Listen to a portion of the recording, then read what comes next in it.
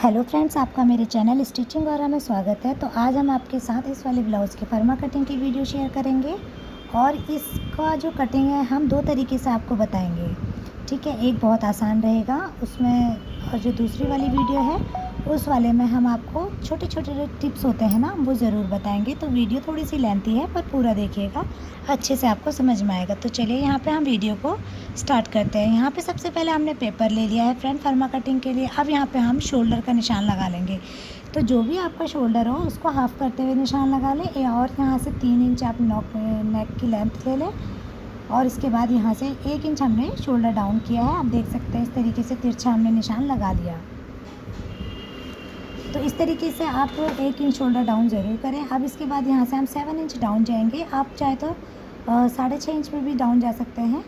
ठीक है, ये आर्म होल आप नाप लें उससे कि कितना आपको आर्म होल लेना है। तो यहाँ पे फ्रेंड अब हम इस लाइन को आगे तक ड्रॉ कर लेंगे, और यहाँ पे हमारा अपर चेस्ट का निशान लगेगा।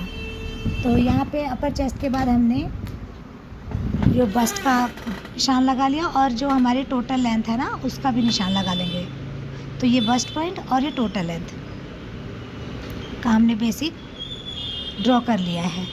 तो इस तरीके से निशान लगाने के बाद अब हम यहाँ से फ्रेंड जो हमारा शोल्डर है 1.5 इंच माइनस कर लेंगे। ये शोल्डर माइनस होता है बैक नेक के ऊपर। बैक नेक आपको जितना भी रखना हो उस हिसाब से शोल्डर माइनस होता है। तो अगर आप 10 इंच तक रखते हैं तो 1.5 इंच माइनस करें। अब यहाँ पे हमने अपर चेस्ट का निशान लगा लिया था, तो जो भी आपका अपर चेस्ट है उसका निशान लगा लें। अब यहाँ पे हमने फुल बस्ट का निशान लगा लिया, और मेज़रमेंट आप अपने अकॉर्डिंग रखें। अब यहाँ से हम आर्म होल को शेप दे देंगे। ये वाला तरीका मैं बहुत ही ईजी बता रही हूँ, लेकिन जो दूसरा तरीका मैं आपको बताऊँगी वो बिल्कुल प्रोफेशनल रहेगा, और उसको आप बहुत ध्यान से देखिएगा। ये बहुत इजी है बताने को, देखिए हम भी एकदम इजी बता सकते हैं और लोगों को इजी चीज़ जल्दी समझ में भी आती है। तो यहाँ से फ्रेंड हमने अपेक्स टू अपेक्स निशान लगाने, यानी जितना भी आपने अपेक्स का मेज़रमेंट लिया वो निशान लगाए। अब यहाँ पे मैं 3 इंच का डार्ट लूँगी। तो डार्ट ये फुल बस्ट और वेस्ट में कितना डिफरेंस है उसके अकॉर्डिंग होता है। ठीक है, तो 39 का मेरा वेस्ट पॉइंट है, और 32 का जो है वेस्ट पॉइंट है, और 39 का फुल बस्ट है। तो इस तरीके से दोनों लाइनों को देखिए, डार्ट वाली हमने बराबर कर लिया। ठीक है, अब यहाँ से हमने इंच टेप को रखते हुए जो भी हमारा वेस्ट वाली लाइन है ना, तो 32 है, तो वहाँ पर हमने निशान लगा लिया। अब यहाँ से हम क्या करेंगे, ये देखिए इन लाइनों को मिला लेंगे। बहुत ही सिंपल तरीके से देखिए हमारा मेज़रमेंट, जो भी मेज़रमेंट है वो लग के रेडी हो गया। अब यहाँ पे हम 2 इंच का नेक ड्रॉ जो शोल्डर है वो ले लेंगे। इसके बाद नेक को ड्रॉ कर लेंगे। तो नेक का जैसा भी शेप है ना इमेज में, उसी तरीके से हम इसको ड्रॉ करने वाले हैं। तो यहाँ पर आप देख सकते हैं किस तरीके से हमने ये इसकी चोली का पैटर्न भी रेडी कर लिया है। ठीक है, अब हम इसको जो भी हमने इसका पैटर्न रेडी करा है ना उसी के अकॉर्डिंग इसको कट कर लेते हैं। तो बहुत ही आसान तरीके से यहाँ पे हमने आपको बताया है। और ये अब ये जो डार्ट है इसको भी कट कर लेंगे, और इस तरीके से पैटर्न हमारा कट गया है। और साइड वाली डार्ट को भी कट करके हम इसको एक बार क्लोज़ कर लेते हैं टेप से, और ये दूसरी डार्ट को भी क्लोज़ कर लेते हैं। तो ये देखिए ये कुछ इस तरीके से बन के रेडी हो गया है। तो आप इसमें चाहे एम्ब्रॉयडरी करें चाहे कुछ भी करें इसमें कर सकते हैं। तो ये एक बार हमने आपको ये वाला पैटर्न बता दिया। अब हम आपको दूसरे वाला बताएंगे, यानी पैटर्न तो सॉरी यही रहेगा, लेकिन तरीका और छोटे छोटे टिप्स इस वाले में बताएंगे। तो आप हमें बताइएगा कि कौन सा वाला ज़्यादा बेटर है। तो यहाँ से हमने सेम उसी तरीके से जो भी हमारा शोल्डर उसको हाफ़ करते हुए 1 इंच डाउन गए। उसके बाद हमने 3.25 इंच नेक ले लिया है, और इसके बाद यहाँ से फ्रेंड अब हम 6.5 से 7 इंच पर हम इस तरीके से आर्म होल के लिए एक निशान लगाएंगे, और यहाँ पर अपर चेस्ट का निशान भी इसी लाइन पे लगता है। तो अब यहाँ से हमने बस्ट पॉइंट का निशान लगाया है, और हम टोटल लेंथ यानी 15.5 इंच पे मैंने निशान लगा लिया। तो जो भी आपका बस्ट पॉइंट हो आप मेज़रमेंट करके लगाएं। ठीक है, तो इस तरीके से करने के बाद इन लाइंस को मैं आगे तक ड्रॉ कर लेती हूँ। तो अब इसके बाद यहाँ पर हम अब नीचे से इसको पहले कंप्लीट करते चलेंगे। तो ये जो बस्ट पॉइंट का निशान होता है कितना लेता है, टोटल जितना भी हमारा बस्ट है ना उसको 10 से डिवाइड कर लें। तो 39 था, तो मेरा 4.25 इंच आ रहा था। 4.25 इंच पे मैंने बस्ट का निशान लगाया, और वेस्ट वाली लाइन पे 3 इंच यानी 1 इंच कम। अब यहाँ पे मैंने 0.25 जितना एक्स्ट्रा देख सकते हैं आप डाउन मैंने नीचे को लिया है। 1 पॉइंट आप ये नोट कीजिएगा, उसमें मैंने कुछ भी ऐसा नहीं करा था पहले वाली कटिंग में। अब यहाँ पर मैं 3.25 इंच से लेके 3.5 इंच का यहाँ पे डार्ट पॉइंट लूँगी, क्योंकि 39 इंच बस्ट है और 32 वेस्ट है, तो इतना हमें लेना पड़ेगा, तभी जाके हमारा एक पफ क्रिएट होगा। अब यहाँ से देखिए किस तरीके से हमने डार्ट को लगाना है, तो ये हमारी आप शेप देख सकते हैं। इसी तरीके से आप शेप दें, बहुत ही अच्छा इसमें लुक आता है। तो ये हमारा लग के रेडी हो गया है। अब हमने इन दोनों लाइनों को, जो भी हमारी डार्ट वाली लाइन है ना, इनको इक्वल करते चलना है। तो आप देखिए जहाँ पर भी आपका मेज़रमेंट आ रहा हो, इंची टेप रख के सेम दूसरी लाइन को भी आपको वहीं पर फिनिश कर देना है।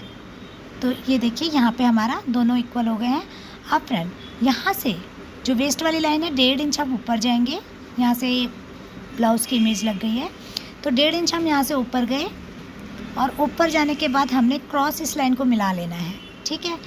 तो अब हमारा जो वेस्ट वाली लाइन है वो क्रॉस वाली साइड वाली रहेगी, ठीक है। तो ये हमारा हो गया। 1.5 इंच इसमें आपको कंपलसरी है ऊपर जाना। इससे क्या होता है, बैक पार्ट की और इसकी फिनिशिंग फिटिंग बहुत अच्छी आती है। तो ये नीचे वाली जो लाइन है ना, इससे अब हमारा कोई लेना देना नहीं है। अब हमारा वेस्ट का निशान ऊपर वाली लाइन पे लगेगा। अब यहाँ से हमने अपर चेस्ट का निशान लगा लेना है। तो जो भी आपका अपर चेस्ट हो उसको 4 से डिवाइड कर लें। तो यहाँ पे मेरा 37 था, तो 9.25 इंच पे लगाया। अब इसके बाद 1/2 इंच आप और एक्स्ट्रा ले लें, यानी लूजिंग के लिए 1/2 इंच हमने एक्स्ट्रा लूजिंग के लिए ले लिया। अब हमने वेस्ट वाली लाइन और अपर चेस्ट वाली लाइन को मिला लेना है। अब यहाँ पे देखिए हमारा फुल बस्ट ऑटोमेटिकली निकल के आ जाता है, हमें उसके लिए अलग से कुछ करने की ज़रूरत नहीं होती, वो भी मार्जिन के साथ। तो यहाँ पे मेरा 0.25 इंच मार्जिन, यानी अगर आप पूरा देखेंगे तो 1.5 इंच का मार्जिन मेरा आया है, ठीक है। तो इस तरीके से ही रेडी हो गया। अब यहाँ पर हमने फ्रेंड ये जो शोल्डर है ये माइनस करना है। तो शोल्डर हमेशा माइनस होता है बैक नेक के अकॉर्डिंग, तो इसके लिए कभी मैं एक फुल वीडियो बैक नेक के ऊपर और शोल्डर के ऊपर ही बनाऊंगी। तो अगर आपको चाहिए होगी तो आप मुझे ज़रूर बताइए। तो 1.5 इंच यहाँ पे शोल्डर माइनस किया है मैंने। 1.5 इंच क्यों किया है, इसके ये भी मतलब बहुत डिटेल में बातें होती हैं, कहीं 1.5 इंच करना है, कहीं ज़्यादा करना है, तो इसके लिए स्पेशल हम वीडियो बनाएंगे। अब यहाँ से हम कुछ सीधा हम गए हैं 3.5 से 4 इंच डाउन जाने के बाद यहाँ से हमने क्रॉस, यानी कि जो हमारा अपेक्स पॉइंट वाली लाइन होती है ना, वहाँ से लेके हमने सीधा प्रिंसेस कट का एक निशान लगा लिया। अब इसके बाद 1 इंच का यहाँ पे हमने डार्ट लेना है, और इन दोनों लाइनों को इक्वल, यानी जो दूसरी डार्ट वाली लाइन है वो भी हमने मेज़र करके लगानी है, वो इक्वल आनी चाहिए। तो ये आप देख सकते हैं 6 इंच का मेरी पहली वाली डार्ट लाइन थी, और दूसरी भी 6 इंच पर ही लगाई है, और थोड़ी आगे निकल के आई है। अब यहाँ से ड्रॉ करते हुए हमने आर्म होल को शेप देनी है। चाहे तो आप आर्म होल पहले ड्रॉ कर लें, लेकिन फिर भी उसमें आपको फिर से दोबारा कटिंग करनी पड़ती है। तो ये देखिए कुछ इस तरीके से हमारा, आप आर्म होल नाप लें जितना भी आपका आर्म होल है। अगर माने कम या ज़्यादा है, मानिए कम हो रहा है तो नीचे को थोड़ा बढ़ा लें, अगर ज़्यादा हो रहा है तो ऊपर की तरफ को थोड़ा सा आप बढ़ा सकते हैं। तो इस तरीके से आप अपने आर्म होल को सेट कर सकते हैं, ठीक है। अब यहाँ से हमने 2 इंच का शोल्डर, रेडी शोल्डर आपको जितना भी चाहिए उतना आप अपने अकॉर्डिंग लें। फिर यहाँ पर आप नेक भी शेप लगा लें। तो नेक का जो शेप है मैंने इमेज के अकॉर्डिंग लगाया है, स्वीट हार्ट तरीके से। अब यहाँ से मैं इसको शेप दे दूँगी चोली का।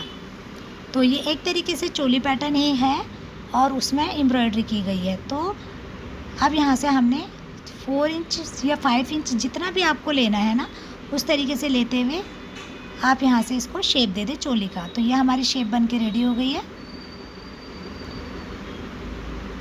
तो अब हमारा ये पैटर्न बन के रेडी है। अब हम इसको कट करते हैं।